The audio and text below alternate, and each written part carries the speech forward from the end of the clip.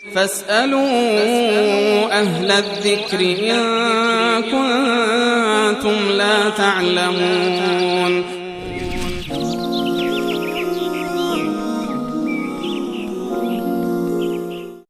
همچنین پرسیدن که بعد از عادت ماهانه در طول روز خواندن نفل چه وقت جایز است؟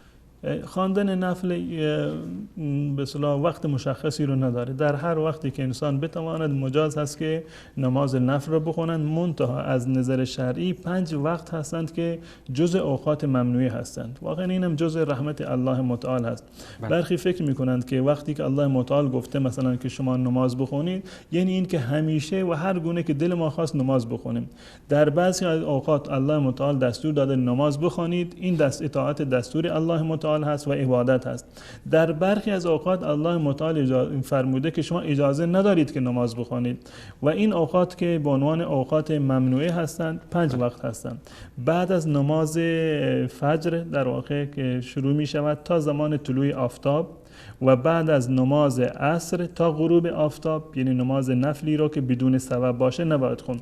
به طور مثال بدون سبب نباشه یعنی این که اگر یکی بعد از نماز فجر که خوندن و قبل از طلوع آفتاب فرض کنید رفت وارد مسجد شد، اجازه داره که تحیت المسجد بخونه.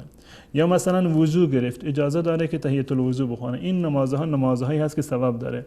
اما بدون سبب مثلا نماز فجر و صبح را خونده، الان نشسته میخواد که نماز نفل بخونه، در این صورت مجاز نیست. یا اگر کسی مثلا سنت قبل از فجر را قبل از صبح را نخونده، اجازه دارد که بعد از این که نماز صبح را خواند قبل از طلوع آفتاب هم این نماز را بخونند. اما بدون سبب بعد از نماز فجر تا زمان طلوع آفتاب و بعد از نماز عصر تا زمان غروب آفتاب و دقیقاً در هنگام طلوع آفتاب، یعنی زمانی که نصف قرص خورشید طلوع کرده، نصفش کامل هنوز طلوع نکرده، تا زمانی که به اندازه 1 رمح یعنی نیم متر برسد، یعنی با دید انسان، و دقیقاً در هنگام استوا، یعنی زمانی که آفتاب دقیقاً در وسط آسمان است و سایه هر چیزی به کمترین یعنی حدش میرسد، و وقت پنجم دقیقاً در هنگام غروب.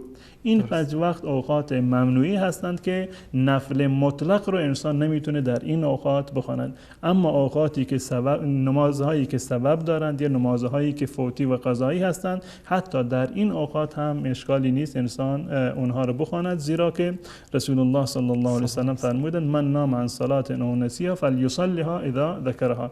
هر کسی که یک نمازی رو فراموش کرد و اون یا خواب افتاده بود، به محض این که بیادش افتاد اون نماز را بخونه. هیچ مثلا تهدیدی نکرده که در این وقت نخواند، بلکه در تمام اوقات این جایز است.